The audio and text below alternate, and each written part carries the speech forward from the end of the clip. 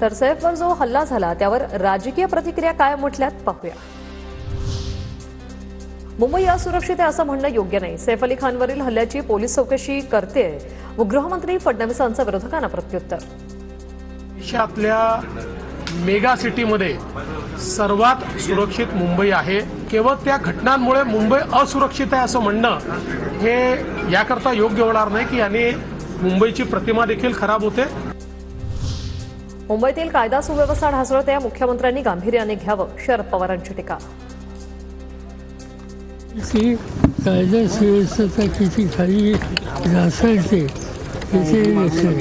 राज्य सरकारने विशेषतः मुख्यमंत्र्यांनी त्यांच्याकडे या गोष्टीकडे अधिक गांभीर्याने बघावं। सैफ अली खानवरील हल्ला हा पूर्वनियोजित कटाचा भाग असू शकतो। धार्मिक कट्टरतावाद्यांकडून हल्ला झालाय का हे तपासायला हवं। सैफवरील हल्ल्यानंतर जितेंद्र आव्हाडांकडून शंका व्यक्त। जितेंद्र आव्हाडांनी धार्मिक रंग देऊ नये, भीतीचं वातावरण निर्माण करू नका, गृहराज्यमंत्री योगेश कदम यांचं आव्हाडांना प्रत्युत्तर। जितेंद्र आव्हाडांनी एवढं लक्षात घ्यावं की ह्या घटनेला त्यांनी सामाजिक किंवा धार्मिक रंग देणं म्हणजे त्यांची राजकीय परिपक्वता किती आहे हे त्याच्यावर लक्षात येतं।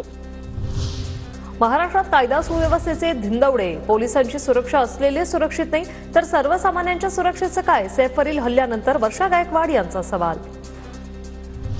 90% पोलीस फुटलेल्या आमदार आणि खासदारांच्या सुरक्षेत, राज्यात काय सुरू आहे? गृहमंत्र्यांनी विचार करावा, संजय राऊतांची टीका। या राज्याची 90% सुरक्षा पोलीस हे महायुती म्हणून जो काय प्रकार आहे, त्यांचे आमदार जे फुटलेले लोक आहेत त्यांच्या सुरक्षेसाठी आहे। सामान्य माणसाला कोणती सुरक्षा नाही।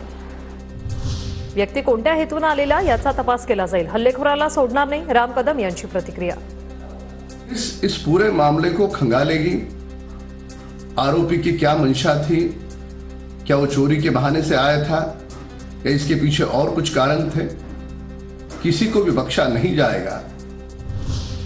सुप्रिया सुळेंकडून सैफ अली खानच्या तब्येतीची विचारपूस, सैफसह कुटुंबीय सुरक्षित, सुप्रिया सुळेंची माहिती।